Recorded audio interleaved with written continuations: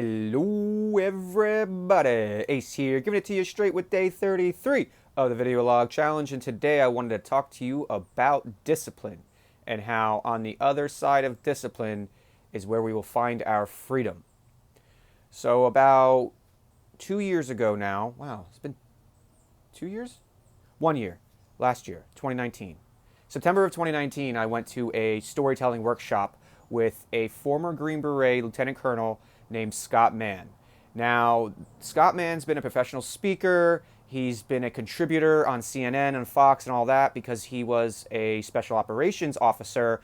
And during the Afghanistan war, which he deployed to 6, 7, or 8 times, he ended up becoming a subject matter expert and went on to television a bunch of times to talk about what was going on, and then converted his career randomly after his awakening, after his self-discovery process, and he became a public speaker.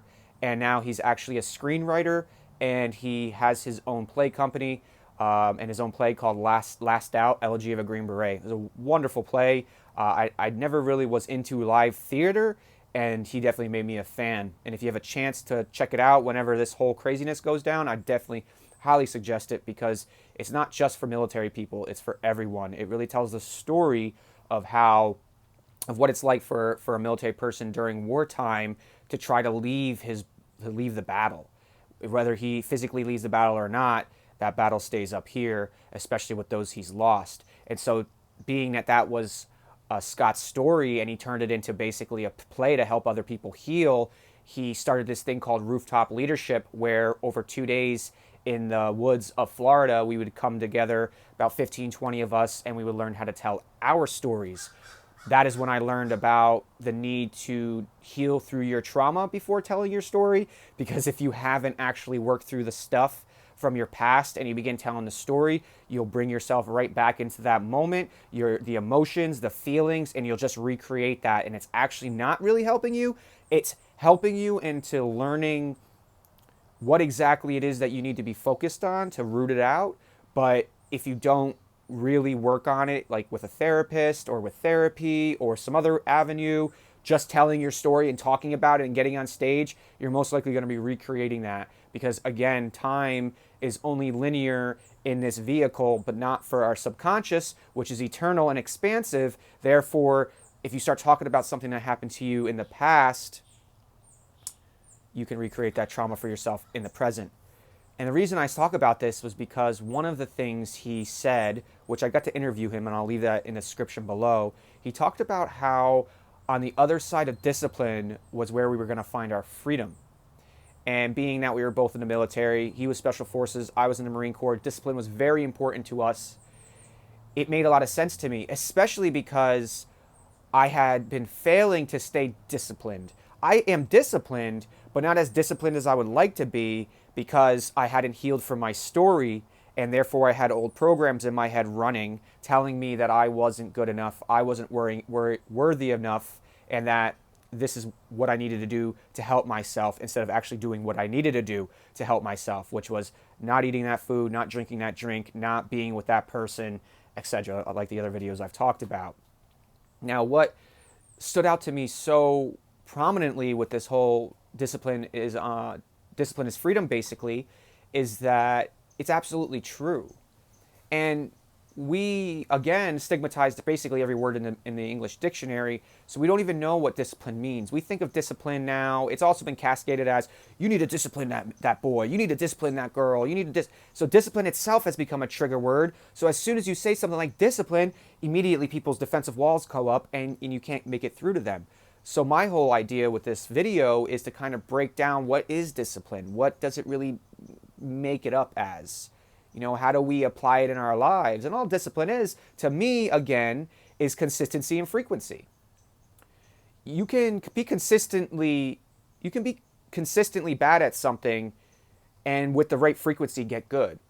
You don't even have to have a conscious effort to get better, but it will eventually get better. It's inevitable. Your systems and processes will become more efficient and effective, because as humans, with that basic animal instinct, we want to preserve as much energy as possible. Therefore, the more disciplined we become, the more energy we can conserve, and the more time we have to do the things we want to do.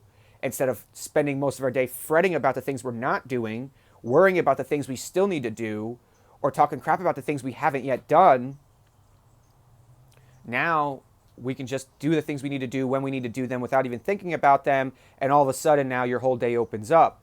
And so you have some people which breaking the 9 to 5 work thought pattern is very difficult. Something I'm still working on 7 years into this entrepreneurship journey of mine, right?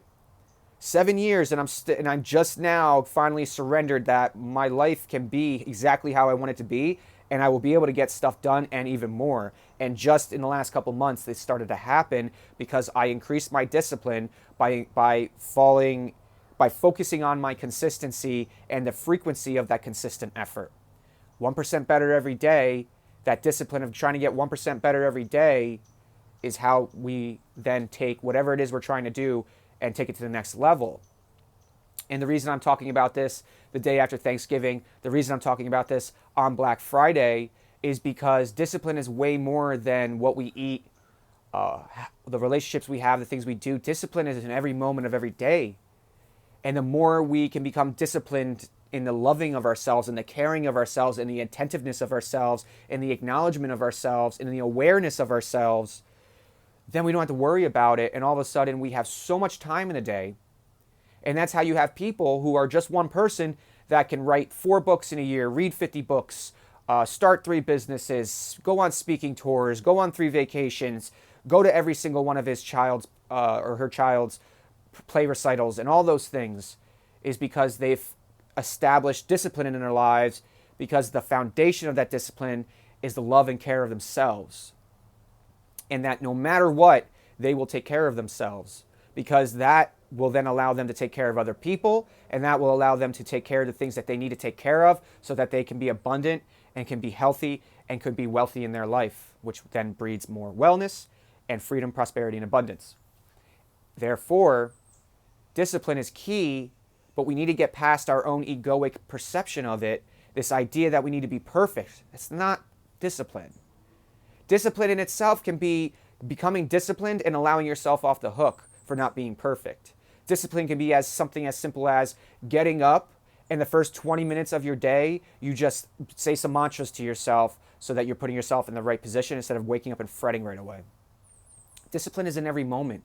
Discipline is every system we create. It's in every routine we do. It's in every ritual. It's in every intention we set. We are disciplined beings. If we weren't disciplined beings, we would not be able to survive on this planet. That's why we have routine. That's why we have ritual. That's why we have creature comforts. But if we can go from our ego, which is weird, so you want to move up, right, in consciousness, but moving down into your heart, right? So when you move into your heart and you can stop blaming yourself for everything, you work through some of that trauma that's creating the programs in your head to keep running, even though that's not who you are anymore and that's not what you're about anymore.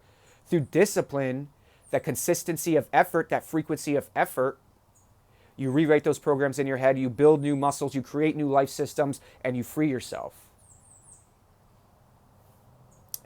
It's not simple.